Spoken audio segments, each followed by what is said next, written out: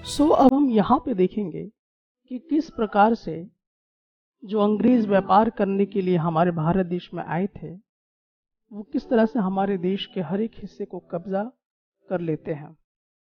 और यहाँ पर फिलहाल अभी देखेंगे कि व्यापार करते करते अंग्रेज युद्ध की स्थिति में आ जाते हैं, यानी व्यापार से युद्ध तक का सफर जो है अब यहाँ आपको देखने को मिलेगा।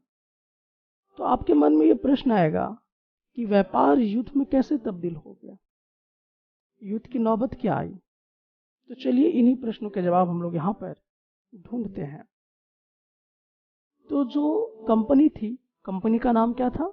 East India company. ये जो कंपनी थी, जो बंगाल के नवाब थे, उनके बीच में विवाद हो गया। तो विवाद क्यों हुआ था? तो विवाद इसलिए हुआ था क्योंकि बंगाल की जो स्थिति थी वो अच्छी नहीं चल रही थी।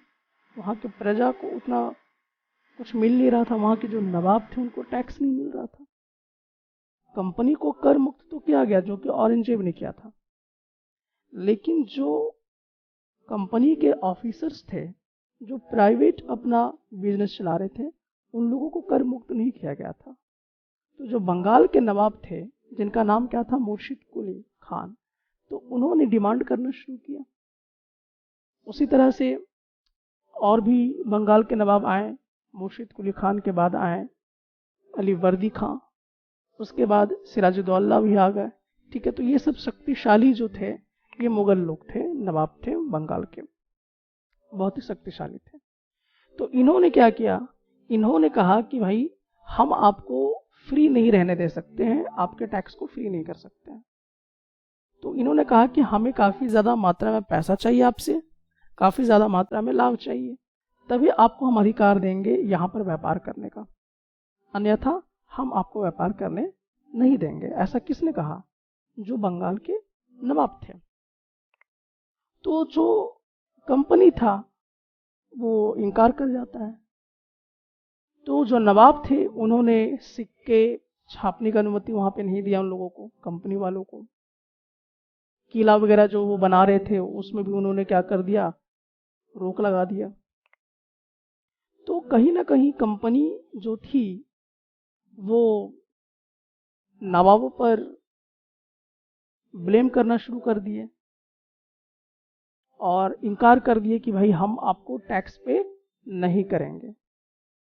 साथ ही साथ जब नवाब को वो चिट्ठी वगैरह लिखते थे तो काफ़ी ज़्यादा उनका बेइज्जती किया जाता था, उनको ह्यूमिलिएट किया जाता था। ना कि सिर्फ वहाँ के नवाब को, बल्कि जो नवाब के वहाँ पे अधिकारी लोग होते थे, मंत्री लोग होते थे, उनके साथ भी वो बिल्कुल बेकार तरीके से बातचीत किया करते थे। कौन? अंग्रेज के जो भी ऑफिसर्स लोग थे, और वो टैक्स देने से मना कर दिए। तो ऐसी स्थिति में जब बनने लगी, कंपनी का कहना था कि आपको अगर हम टैक्स देंगे तो हमारी कंपनी जो है वो बर्बाद हो जाएगी, ये बिल्कुल कानून के खिलाफ होगा, इसीलिए हम आपको टैक्स नहीं दे सकते हैं और हमें आप अनुमति दीजिए कि हम यहाँ पे किला वगैरह बना सकें। लेकिन जो नवाब थे बंगाल के, वो बिल्कुल भी मानने को तैयार नहीं थे और अंततः धीरे धीरे इस तरह का जो विवाद है वो बैटल ऑफ प्लासी के रूप में तब्दील होता जा रहा था।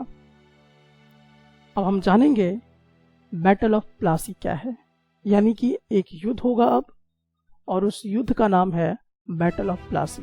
तो हम बैटल ऑफ प्लासी तक क्यों पहुंच रहे हैं? हम लोग एक युद्ध तक पहुंच रहे हैं। तो ये युद्ध क्यों होने जा रहा है? क्योंकि जो अंग्रेज थे, जो अपना ईस्ट इंडिया कंपनी चला रहे थे, और जो बंगाल के जो नवाब थे, उनके बीच में काफ़ी मतभेद आ चुका था। क्यों मतभेद आ चुका था? क्योंकि नवाब को टैक्स नहीं मिल रहा था ताकि वो बंगाल को चला सके। कहीं ना कहीं यहाँ पर जो ईस्ट इंडिया कंपनी के लोग हैं वो बेईमानी कर रहे थे, वो लगातार मुनाफा सिर्फ अपने खुद को कमाने में लगे हुए थे और बाकी उस क्षेत्र को कुछ देना नहीं चाहते थे।